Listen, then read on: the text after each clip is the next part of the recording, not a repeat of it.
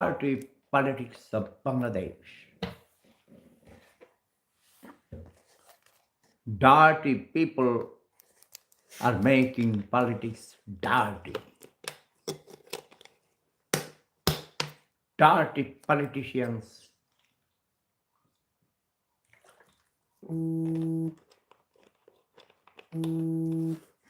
have been making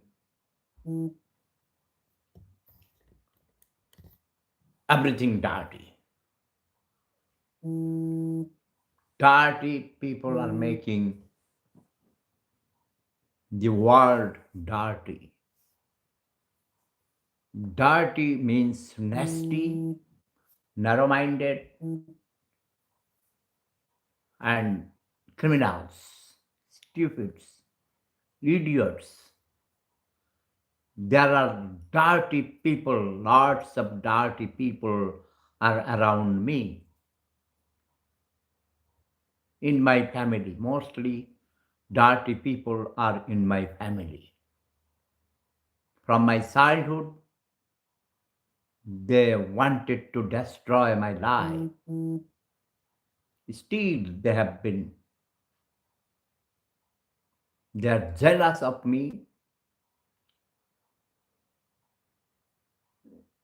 Mahfuz Alam লিখেছেন, সেফুদা বেঁচে আছে শুনে আমি শুকরিয়া নফল নামাজ পড়েছি।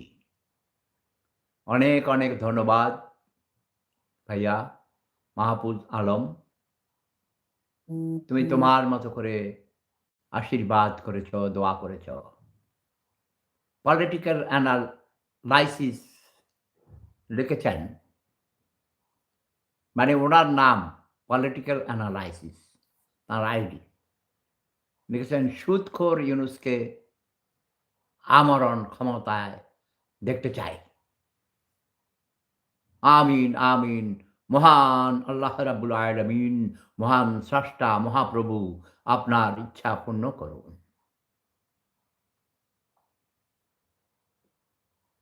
ঠিক আছে না? আমাকেও তো তোমরা বাংলাদেশের প্রেসিডেন্ট অথবা প্রধানমন্ত্রী অথবা প্রধান উপদেষ্টা হিসেবে দেখতে চাও, কিন্তু আমি চাই না, মাপ চাই। আমি মাপ চাই ভাই, আমি নেই, আমি এসবের মধ্যে নেই। কারণ বাংলাদেশের মানুষ সকালে ফুলের মালা দিবে, বিকালে জুতার মালা দিবে। এইসব মানুষ হলো জোয়ার ভাটার দেশের মানুষ। এটা মানুষের অপরাধ না। সকালে জোয়ার আসে, বিকেলে ভাটা, পানি নেমে যায়, তাই না? নাকি বিকেলে জোয়ার আসে, সকালে পানি নেমে যায়?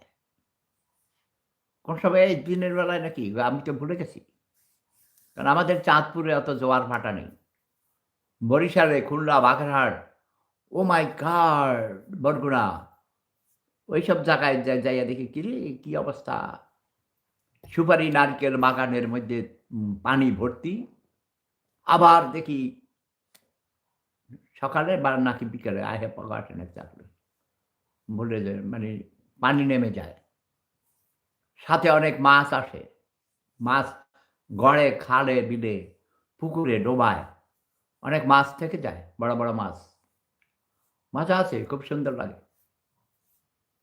কাজেই এই প্রকৃতির কারণেই, প্রাকৃতিক সিস্টেমের কারণে মানুষ একবার তাদের মনে হয়, এই ডক্টর ইউনূস কত ভালো হবে, তাকে আমরা বানাই, তাকে রাষ্ট্র ক্ষমতা সরকারের প্রধান বানাই, আমাদের অভাব দূর হবে। মূলত কি জন্য করে? জানমালের নিরাপত্তা এবং খাওয়া-দাওয়া, খাওয়া, অন্ন, বস্ত্র, শিক্ষা, স্বাস্থ্য, বাসস্থান ও কথা বলার অধিকার, এগুলো পরে আসে। কথা কইলাম না কইলাম কি, তাতে কি আসে যায়? শেখ হাসিনার সময় অনেক রকম ভাতা দিয়েছে। বিধবা ভাতা, বৃদ্ধ ভাতা, বৃদ্ধা ভাতা, বেকার ভাতা, এইসব দিয়ে সাপোর্ট দিয়েছেন। করোনা ভাইরাসের সময় ঘরে, ঘরে খাদ্য পৌঁছিয়ে দিয়েছেন, যখন মানুষ ঘর থেকে বেরোতে পারত না। অনেক উন্নয়ন সাধন করেছেন। অনেকে আর উন্নয়ন করেছে। আমি নিজে বলেছি, গণতন্ত্রের গোষ্ঠী কিলাই, আমরা দেশের উন্নয়ন চাই। গণতন্ত্রের গোষ্ঠী কিলাই, আমরা দেশের উন্নয়ন চাই। আর পাবলিক বলেছে আমরা উন্নয়ন চাই না, আমরা গণতন্ত্র চাই। বলে কি আমরা গণতন্ত্র চাই, আমরা কথা বলতে চাই। আসলে গণতন্ত্র চায় না, ক্ষমতার ভাগাভাগি চায়। মানে মরা গরুর মাংস নিয়ে কুকুরে কামড়াকামড়ি। কথা বোঝো নাই? একটা অসভ্য প্রাণী এই পর্যন্ত আমাকে ১৫ বার কল দিয়েছে। সে দেখছে আমি লাইভে আছি। এই যে নাম হলো তারুলাতা, তারুলাতা। কোন তরুণী মনে হয়। দাঁড়াও আমি তোমাকে ধরতেছি। আজীবনের জন্য ব্লক করব। তারুলতা। মানে তরুলতা আরকি, তরুলতা। এই যে আমার দৃষ্টি অন্যদিকে নিচ্ছে, মেজাজ খারাপ করছে। ইচ্ছা করে করতেছে। আচ্ছা যেটা বলছিলাম কিছু সার্টিফিকেটধারী মূর্খ লোক আছে। এদের মধ্যে ভাইস চ্যান্সেলর পর্যন্ত আছে, সিনিয়র প্রফেসর আছে। মিথ্যা গুজব ছাড়াই উদ্ভট কথাবার্তা বলে। আজকে ২ দিন থেকে আমি শুনতেছি, যদিও আমি খুব ব্যস্ত ছিলাম। আমাকে মেরে ফেলেছে এটা নিয়ে হাজার টেলিফোন। আমার আত্মীয়স্বজনকে, পরিবারের লোকদেরকে বিরক্ত করে ফেলেছে। বলে সেফুদা নাকি মরে গেছে। আমাকে টেলিফোন করে, আমি ধরি, হ্যালো বলি। বলে, "সেফুদা আপনি নাকি মারা গেছেন।" আচ্ছা যে মারা যায় সে কথা বলে কেমনে? আমি বলি যে, "হ্যাঁ, আমি তো আমাকে তো তোমরা মেরে ফেলেছ। আমি এখন জান্নাতুল ফেরদাউস থেকে বলছি।" আচ্ছা যাক কথা প্রসঙ্গ অন্যদিকে যাই। যে সার্টিফিকেটধারী মূর্খ, ভাইস চ্যান্সেলর, অনেক বড় শিক্ষিত ব্যক্তি, সিনিয়র সচিব, রিটায়ার্ড সচিব। এর থেকে তো বড় আর নাই, তাই না? বাংলাদেশে চাকরির জীবনে যারা ক্যাডার সার্ভিসে সিনিয়র সচিবের পরে আর কোন পদ নেই। ইউনিভার্সিটিতে ভাইস চ্যান্সেলরের উপরে আর কোন পদ নেই। ২ দিন থেকে ভাই আমার এত বিরক্ত লাগছে এই ব্যাপারে কথা বলার সময় পাই নাই। এখন মনে হলো তাই বললাম। কিছুক্ষণ আগেও শুনতেছি এইসব ফেসবুকে, ইউটিউবে আপনার টক শোতে এসব নিয়ে উদ্ভট ফালতু কথাবার্তা। বলছে গত সরকারের এমপিদের মধ্যে ১০৮ জনকে গতকাল রাতের খবর এটা, এর মধ্যে আরো হয়তো এনেছে। কাশিমপুর কারাগারে অত্যাধুনিক একটা ভবন করা হয়েছে। জেলখানাকে উন্নত করার জন্যে ১৯৭৮ সালে যখন আমি ঢাকা সেন্ট্রাল জেলে ছিলাম, তখন থেকেই আন্দোলন। আমি সেখানেও করেছি। অনেক বিষয়ে যখন পাঠাগার করেছি, মুসলমানদের জন্য নামাজের স্থানের ব্যবস্থা করেছি। তারপরে তো আপনার ব্যায়ামাগারের ব্যবস্থা করেছি। জেলখানা মানে হলো রেকটিফিকেশন সেন্টার। জেলখানা কোনো শাস্তির জায়গা নয়। আগে এটা মাথায় ঢুকাতে হবে। শুধু হলো একটা ৪ টা বড় দেয়ালের ভিতরে অনেকগুলো বাড়ি থাকবে। একেকজনের ক্যাপাসিটি ক্যাটেগরি অনুযায়ী কেউ ডিভিশন পাবে, কেউ খাতা আছে ১ নাম্বার, ২ নাম্বার, ৩ নাম্বার খাতা। সোদদেরকে এক খাতায়, রাজনীতিবিদদেরকে আরেক খাতায়। মানে হাই লেভেলের রাজনীতিবিদ হইলে, এমপি হইলে, রিটায়ার্ড আপনার অবসরপ্রাপ্ত প্রাক্তন এমপি, মন্ত্রী হইলে তারা পাবে ভিআইপি পাবে, ভিআইপি ট্রিটমেন্ট পাবে জেলখানাতেও। কথা বোঝেন নাই? ডিভিশন পাবে, ডিভিশন। আমি নিজে ডিভিশন পেয়েছিলাম ঢাকা সেন্ট্রাল জেলে। ডিভিশন তো ডিভিশন, তারপরে আবার মেডিকেল ওয়ার্ড। একেবারে ১ নাম্বার ডিভিশনের ১ নাম্বার মেডিকেল ওয়ার্ডের ১ নাম্বার রুম। সব ভিভিআইপি। কি মনে করছো, হ্যাঁ? ছাত্র নেতা ছিলাম, বুঝো নাই? তাও তখন অনার্স পাস করে ফেলেছি। মাস্টার্স পরীক্ষা ছিল সামনে। জেলখানা থেকে এসে পরীক্ষা দিয়েছি। তাও ভালোই রেজাল্ট করেছি। আচ্ছা যেটা আমি বলেছিলাম যে জেলখানায় নিয়ে মেরে ফেলবে ১০০, ২০০, ৩০০, ৩৫০ জন এমপিকে নিয়া। এটা তো বোকা ছাড়া কেউ এটা বিশ্বাস করবে না। আর যারা এগুলো ছড়াচ্ছে গুজব, তাদের আমি ধিক্কার জানাচ্ছি। তাদের ওই সার্টিফিকেটের মধ্যে আমি পেশাব করি। এর মধ্যে আমার আত্মীয় আছে একটা। তার মেন্টাল প্রবলেম আছে। নাম বলব না আমি। এইসব গত ২ দিন থেকে এসব ভুয়া প্রচারণা করে বেড়াচ্ছে। প্রফেসর ডক্টর ইউনুস বুঝলাম ক্ষমতার লোভে তিনি ক্ষমতায় এসেছেন। তিনি আসতে চান নাই। তোমরা জোর কইরা বেচারারে এই বুড়া মানুষ এখন ৮৬ বছর না ৮৭ বছর বয়স চলে। ৯০ এর কাছাকাছি।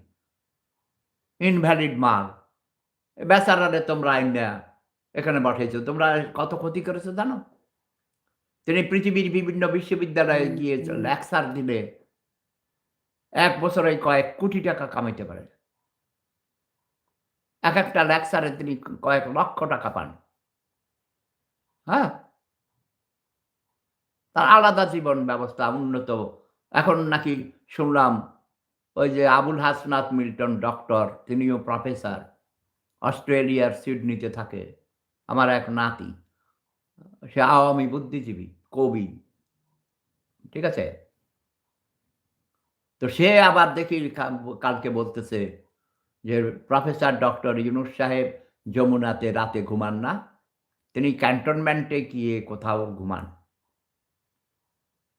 ও ঘাড় ব্যথা করে।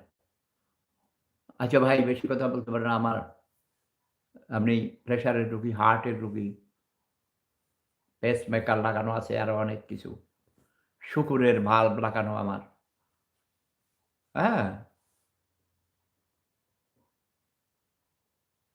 রিং লাগানো আছে। যেটাকে বলে রিং স্টেন্টিং করা আছে। মানে স্টেন্ট লাগানো আছে।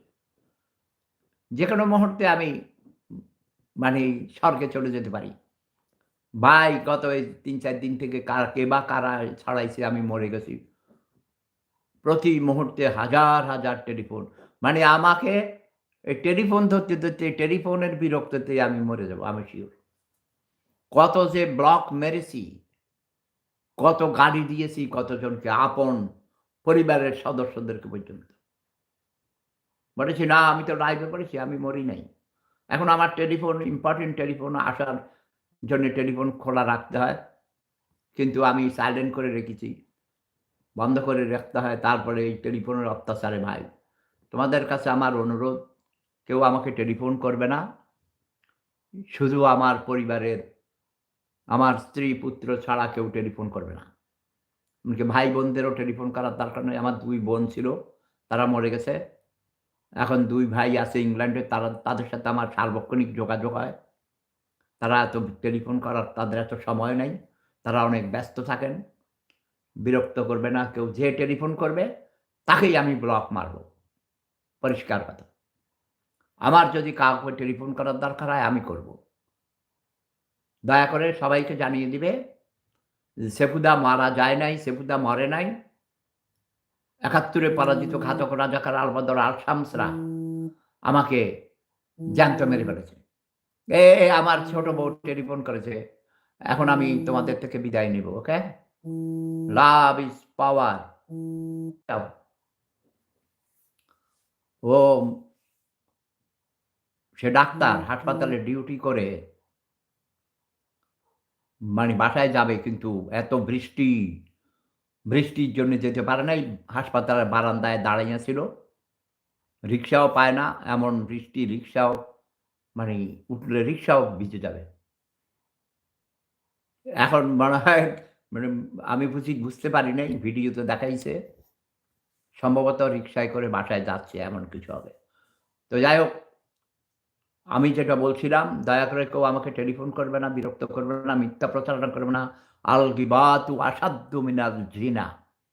যারা কারো পিছনে বদনাম করে, মিথ্যা রটনা করে, তারা পবিত্র যদি মুসলমান হয়ে থাকে, পবিত্র কাবা শরীফের ভিতরে গিয়ে নিজের মায়ের সাথে জিনা করে।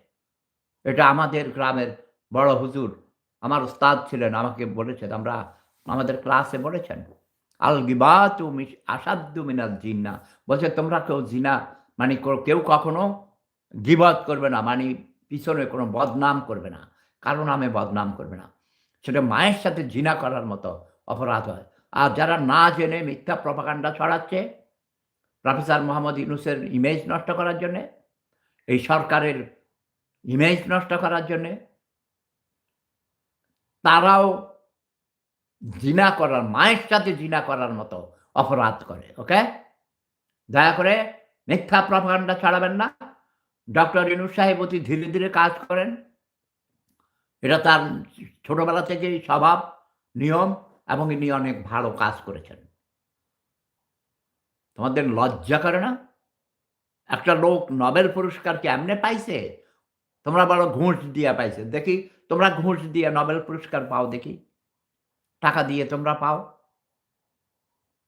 একটা লোককে কাজ করতে দাও। উনি আসতে চান নাই ভাই, আমি নিজে জানি। ২০০৬ সালে ৭ সালে তাকে বলা হয়েছে। তিনি আসেন নাই। He did lot of great things. তার জীবনের লক্ষ্য, আমার জীবনের লক্ষ্য, আমাদের এক। সেই লক্ষ্য অনুযায়ী আমরা কাজ করে আসছি। সেটা হলো কর্মসংস্থান সৃষ্টি করা, পৃথিবীকে দারিদ্র্যমুক্ত করা এবং পৃথিবী, আবহাওয়া, আমাদের এই পরিবেশ, কারণ আমি পরিবেশ বিজ্ঞানের ছাত্র ভাই, বুঝছনি? এই কালো ধোঁয়ার কারণে আমাদের এই পৃথিবী কার্বন ডাই অক্সাইডে ভরে গেছে। আমাদের এই সুন্দর সবুজ প্ল্যানেট, গ্রিন প্ল্যানেট, এই সবুজ পৃথিবীটা প্রাণীর বসবাসের অযোগ্য হয়ে গেছে।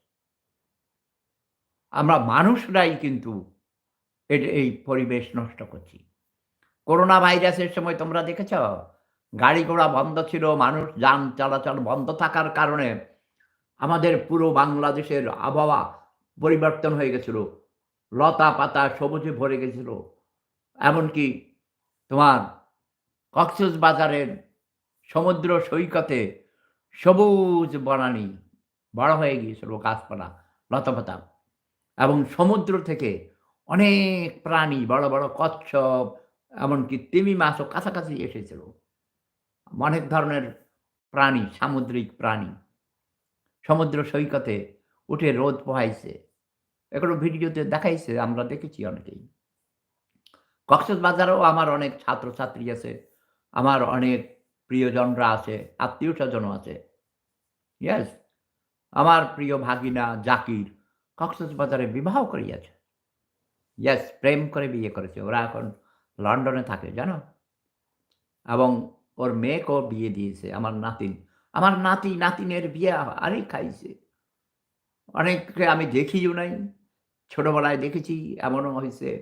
ওরা এখন কত বড় হয়েছে। ৩৫ বছর তো আমি এখানেই। তো ওদের তো বয়স অনেকের ৪০ বছর হয়ে গেছে। তো আমি বিশেষ করে প্রফেসর ডক্টর নাজমুল আহসান করিমুল্লাহ আমার প্রিয় নাতি। প্রচুর লেখাপড়া করে, অত্যন্ত মেধাবী। তাকে আমি অনুরোধ করব মিথ্যা প্রপাগান্ডা ছড়াবে না। আমি জানি তোমার ইনফরমেশন আছে অনেক অ্যাডভান্স, তুমি অনেক সব কথা যে তুমি পাও, এখানে মিস ইনফরমেশনও আছে, ইনফরমেশন আছে। এগুলো মিথ্যা কথা ছড়াবে না। যদি সম্ভব হয় তুমি প্রফেসর মোহাম্মদ ইউনূস সাহেবের সাথে কাজ করো, তাকে সহযোগিতা করো। আমি লক্ষ্য করেছি তুমি শেখ হাসিনার সরকারের সময় তারও সমালোচনা করেছ। No, it is not good. সমালোচনার জন্য সমালোচনা করে ভাইরাল হওয়ার কোনো প্রয়োজন নেই। তুমি জমিদারের নাতি, জমিদারের পুতি। তুমি একজন লেফটেন্যান্ট কর্নেল হয়েছ, সিনিয়র প্রফেসর। তোমার বাবাও প্রফেসর ছিল। তোমার পরিবারে ১০০ জনের উপর ডক্টরেট করেছে, আমি জানি। জমিদারি আমলে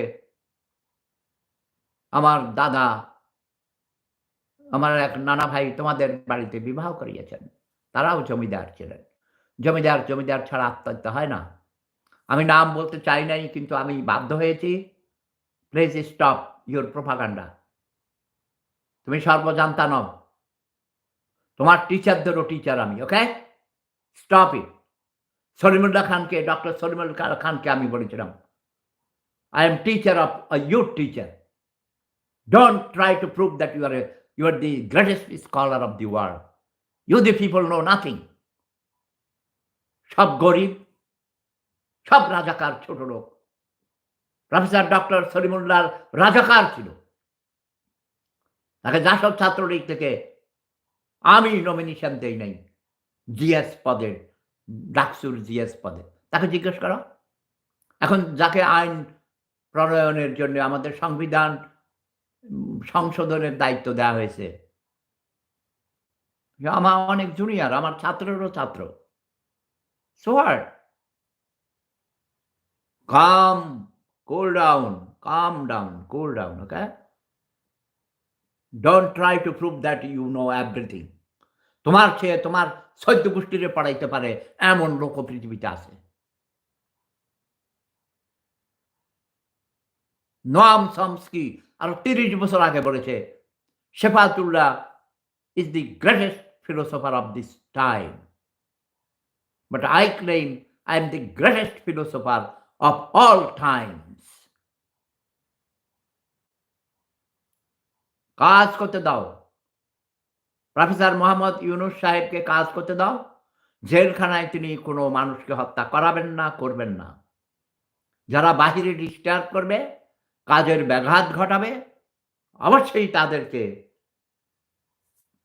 ব্যবস্থা করতে হবে। কাশিমপুরে, শুধু কাশিমপুরে নয়, সারা বাংলাদেশেই আমরা ইউনাইটেড নেশনসের পক্ষ থেকে এবং ওয়ার্ল্ড পিস মিশনের পক্ষ থেকে, আমি ওয়ার্ল্ড পিস মিশনের চেয়ারম্যান, আমরা অনেক প্রস্তাব করেছি জাতিসংঘের বিভিন্ন সংস্থায়, মানবাধিকার সংস্থায়। জেলখানা মানি সেখানে মানুষের র্যাকটিফিকেশন সেন্টার।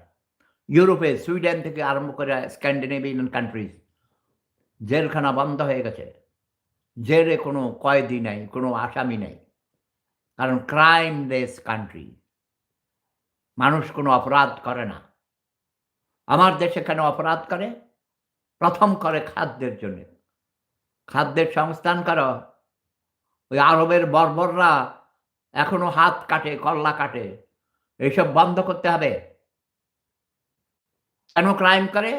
প্রথমে খাদ্যের জন্যে, দৈহিক ক্ষুধা, আর দ্বিতীয় হলো মনের ক্ষুধা, যৌনতার জন্যে। দৈহিক ক্ষুধা সেটা হলো কি, মানে খাদ্য, মানে কারণ না খেলে মরে যাবে। দৈহিক ক্ষুধা মানে, আর একটা মনের ক্ষুধা, সেটাও দৈহিক ক্ষুধার মধ্যেই পড়ে, যৌন ক্ষুধা। কথা বোঝো নাই? বাংলায় কয় নারী এবং পুরুষের মিলন, নারী নারীতে মিলন, পুরুষ পুরুষেতে মিলন। এটা সিরিয়াসে ডক্টর ইউনূসদের দেশে এটা বেশি, আরব দেশেও বেশি। কথা বুঝে নিবে। আমি অসুস্থ, বেশি কথা বলতে পারবো না। 1 মাস আমি পাহাড়ের উপরে ছিলাম চিকিৎসার জন্যে, অত্যাধুনিক চিকিৎসা, হার্টের হাসপাতাল। আর বাড়িতে এখানে আসার পরেই আরে আমারে মেরেই ফেলেছে ভাই। না মরতেই মাইরে ফেলাও কেন? এখন যে তোমরা এর আগেও অনেকবার নাকে তুলা দিয়ে আমাকে মেরে ফেলেছ, এখন যদি সত্যি সত্যি মারা যায়, এই খবরটাও কেউ বিশ্বাস করবে না, ঠিক কিনা? সত্যি সত্যি মারা গেলেও যদি খবর হয়, বলবে যে এটা মিথ্যা কথা। Stop telling lie. মিথ্যা হলো পাপের মা। একটা মিথ্যা থেকে হাজার হাজার অপরাধ সৃষ্টি হয়। এই যে আমি এই কয়েকদিন ঘুমাইতে পারি না, আমার আপন ভাই আমাকে মেসেজ দিছে, তার লগে লাগিয়ে গেছি ঝগড়া। বুঝো নাই? মন মেজাজ ভালো না থাকলে প্রিয়জনদের সাথেও ঝগড়া হয়, প্রেমিক প্রেমিকার মধ্যে ঝগড়াঝাটি হয়ে যায়। আমার একান্ত অনুরোধ, কেউ মিথ্যা রটনা করবেন না। প্রফেসর ইউনূসের নেতৃত্বে আমি কালকেও যদিও বিরক্ত হয়ে তাকে বলেছি, আপনি ব্যর্থ হয়েছেন, আপনি পারেন না কেন? আপনার স্বরাষ্ট্র মন্ত্রণালয়কে আমি বলবো না পরিবর্তন করেন, নো, অনেকে বলে পাল্টান, নো, তাকে সহযোগিতা করুন, তাকে বুদ্ধি দিন। চোর যাইতেছে, চোরকে ধরুন। পাথর ছুঁড়ে আপনাদের সামনে কয়েকশো মানুষের সামনে একটা লোক, যুবককে, 41 বছর বয়সের একজন তরুণ যুবককে তার স্ত্রী একেবারে বিধবা হয়ে গেছে। কত সুন্দরী একটা ইয়াং মেয়ে, একটা ছেলে, একটা মেয়ে। তার ছেলে এখন দেখি প্রতিবাদী কণ্ঠ কথা বলছে। I support this boy. আপনারা দাঁড়িয়েছিলেন, ভিডিও করেছেন। কেউ তো একটা বাধা দেন নাই, থামান নাই। প্রফেসর ইউনুস কি যাইয়া ওখানে যাইয়া বলল যে, "এই তুই পাথর মারিস না, এই তুই ডাকাতি করিস না।" আবার শুনলাম সমন্বয়ক পরিচয় দিয়ে ৫ জন গিয়ে গুলশানে ৫০ লক্ষ টাকার নাকি দাবি করেছে প্রাক্তন এমপির বাসায় গিয়ে। যাই হোক এমপি সাহেবের যে কোনোভাবে মনে হয় পুলিশকে খবর দিয়েছে, ধরে ফেলেছে। তাহলে এগুলো কি ডক্টর ইউনুস বলে দিয়েছে? প্রফেসর আসিফ নজরুল বলেছে? ও একজন আমাকে মেসেজ দিল, প্রফেসর আসিফ নজরুলের মাথায় মুকুট দিয়ে আজকে নাকি তার জন্মদিন। শুভ জন্মদিন। Happy happy birthday professor doctor Asif Nazrul. আমি তাকেও সমালোচনা করি। তাকে টেলিফোন করে ৫-৬ বছর আগে আমি বলেছি, "এই তুমি রাজাকার। তুমি উল্টাপাল্টা কথা বলো না কেন? তুমি কি রাজাকার?" সে বলেছে, "না স্যার আমি রাজাকার না। আমি অন্যায়ের প্রতিবাদ করি।" এখন শেখ হাসিনার বিরুদ্ধে কথা বললেই সবাই রাজাকার। এখন শেখ হাসিনার পক্ষে বললে সবাই স্বৈরাচারের দোসর। জাতীয় পার্টির অফিস জ্বালাইয়া দিছে। তারপরে তাদের ইফতারির সময় ভাঙচুর করেছে। তারেককে আমি লাস্ট ওয়ার্নিং দিয়েছি, একদম স্টপ। এই যত আগুন লাগিয়েছে তারেক নেতৃত্ব দিয়েছে। কিন্তু তাকে উপদেষ্টা করে নাই। সে খেপে গেছে। এখন সে ডক্টর ইউনূসের বিরুদ্ধে কথা বলছে।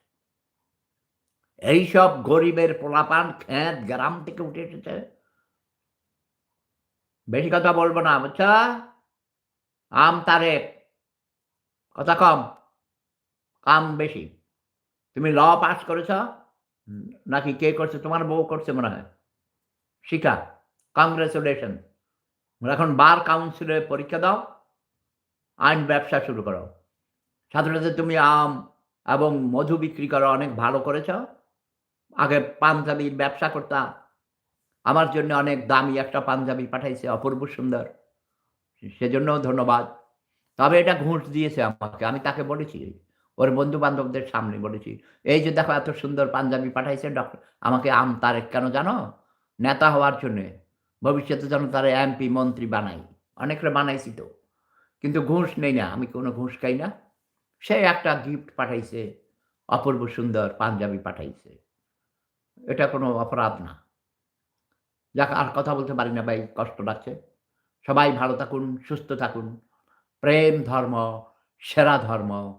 লাভ ইজ পাওয়ার।